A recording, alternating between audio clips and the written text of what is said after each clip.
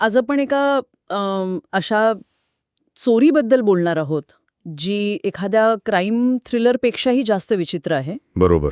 न्यूझीलंडमध्ये एक खूप मौल्यवान वस्तू चोरीला गेली, हां. पण ती ज्या पद्धतीने परत मिळाली, ती कहाणी ऐकून खरंच थक्क व्हायला होतं. हो, म्हणजे ही फक्त एका महागड्या वस्तूच्या चोरीची गोष्ट नाहीये. नाहीये. यात जेम्स बॉन्ड आहे, रशियन राजघराण्याचा इतिहास आहे.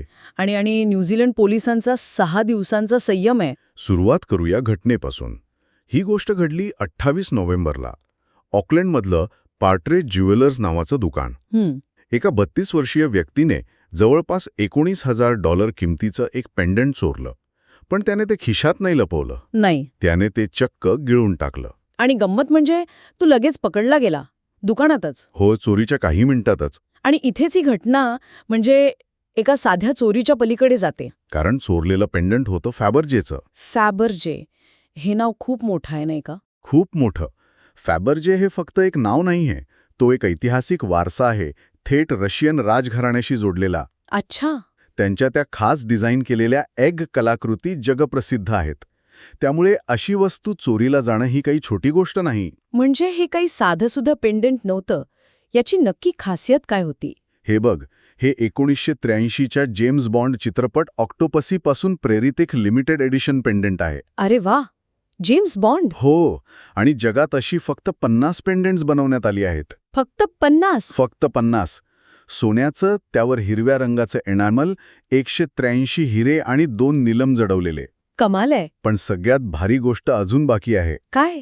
ते अंड उघडल्यावर आतून 18 कॅरेट सोन्याचा एक छोटा ऑक्टोपस बाहेर येतो. काय सांगताय? आणि त्या ऑक्टोपसच्या डोळ्यांसाठी काळे हिरे वापरले आहेत. वा. पण आता माझ्या मनात खरा प्रश्न आहे. आरोपीला अटक झाली, पण लाखो रुपयांचं पेंडंट त्याच्या पोटात होतं. अशा परिस्थितीत पोलीस करतात तरी काय? हाच या केसचा सर्वात विचित्र आणि रंजक भाग आहे. म्हणजे ऑपरेशन की अजून काही? पोलिसांनी कोणतीही घाई केली नाही, काही नाही. त्यांनी एकच गोष्ट केली. काय? वाट पाहिली. थांबा, काय म्हणालात? म्हणजे त्यांनी फक्त वाट बघितली? हो.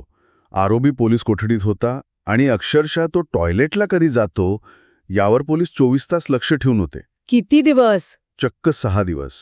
6 दिवस?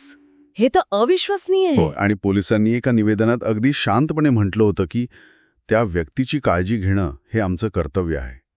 ते फक्त निसर्गावर अवलंबून होते. म्हणजे पोलीस अक्षरशः पूप पेट्रोलवर होते. मग काय झालं? मिळालं का पेंडंट? हो, 6 दिवसांच्या प्रतीक्षेनंतर ते पेंडंट नैसर्गिकरित्या बाहेर आलं. खरंच? हो, आणि पोलिसांनी त्याचा एक फोटोही प्रसिद्ध केला. ग्लोव्ज घातलेला हातात ते पेंडंट दिसतंय. अच्छा.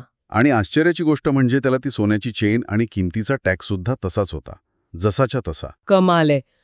पण हा चोर नक्की आहे तरी कोण? फक्त एकच चोरी केली आहे की अजून काही पराक्रम आहेत याच्या नावावर? याची पार्श्वभूमी पण तितकीच विचित्र आहे. म्हणजे याच्यावर फक्त या पेंडंटच्या चोरीचाच आरोप नाहीये, मग? तर त्याच दुकानातून एक आयपॅड चोरल्याचा आरोप आहे. आणि एका घरातून चक्क मांजराचं सामान चोरल्याचाही आरोप आहे. काय? मांजराचं सामान? म्हणजे फॅबर्जे एग आणि कॅट फूड. काय संबंध असेल देव जाणे. बरोबर. आता त्या पेंडंटचं काय होणार? ते परत दुकानात विक्रीसाठी ठेवलं जाईल का? नाही, अजिबात नाही. ते पेंडंट आता दागिन्यांच्या दुकानात परत जाणार नाही. मग कुठे? त्याला थेट फॅबर्जे कंपनीकडे परत पाठवलं जाणार आहे. अच्छा. आणि इथेच एक विचार करण्यासारखा प्रश्न निर्माण होतो की नाही? कोणता? एखाद्या वस्तूचा असा विचित्र आणि अविश्वसनीय प्रवास तिच्या मूल्यावर आणि आकर्षणावर कसा परिणाम करतो? बरोबर आहे. या अनोख्या इतिहासामुळे तिची किंमत आता वाढेल की कमी होईल हे एक रहस्यच आहे.